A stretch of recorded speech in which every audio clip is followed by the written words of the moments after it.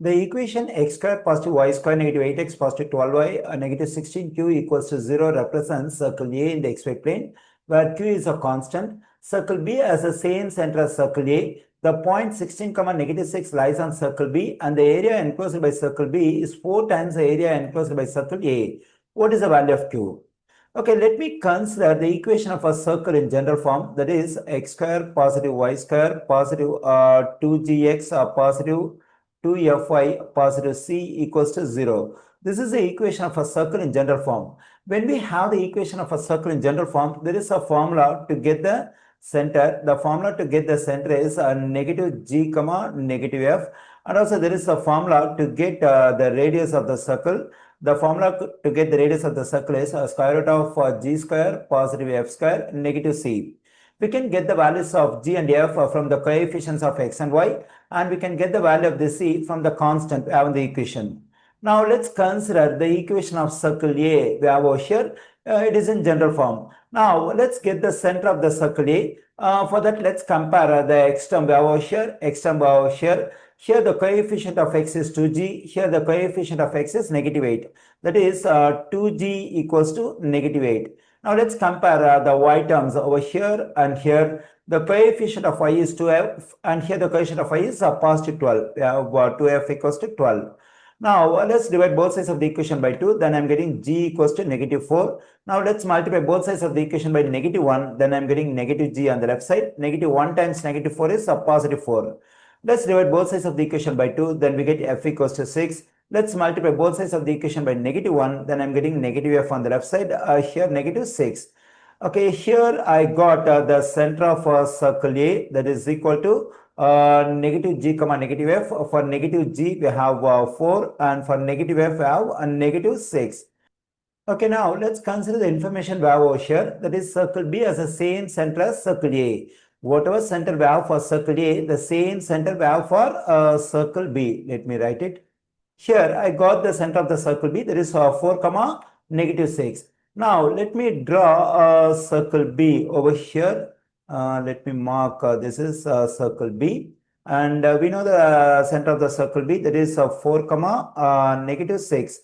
Let's consider the information we have over here. We have the point 16 comma negative 6 on circle B. When I consider the y-coordinate of the center of circle B and the y-coordinate of this point, both of them are same. Then we'll have the center of the circle B and this point horizontally. Okay, now let me mark the point 16 comma negative 6. Now we have these 2 points horizontally. Now let me draw radius of circle B by connecting the center of the circle and the point 16 comma negative 6. Now to get the radius of the circle B, we have to find the distance from this point 4 comma negative 6 to 16 comma negative 6.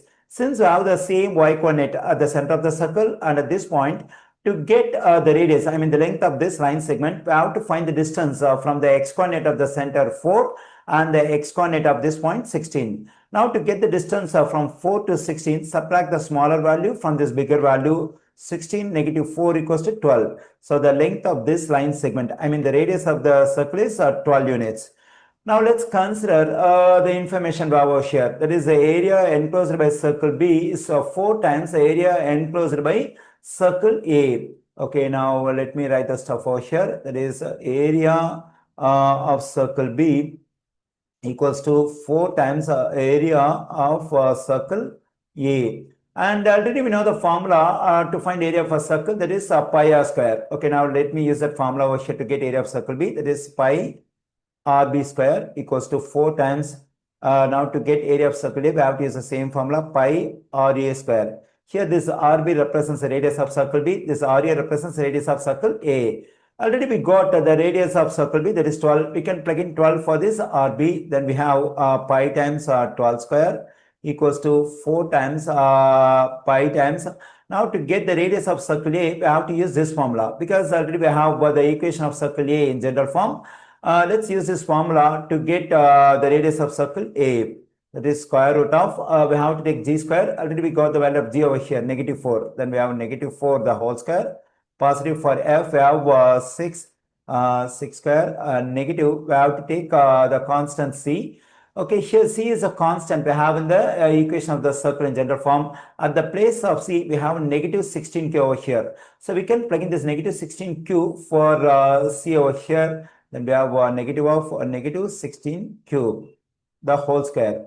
Okay, here the square and square root will cancel out. And the value of 12 square is 144. We have 144 pi equals to 4 pi times the value of 4 square is 16. I mean negative 4 square is 16. Positive, the value of 6 square is 36. Negative times negative is positive 16q. Now let's divide both sides of the equation by 4 pi. Let me do it. This 4 pi will cancel out. Here pi will cancel out. When I divide 144 by 4, I am getting 36.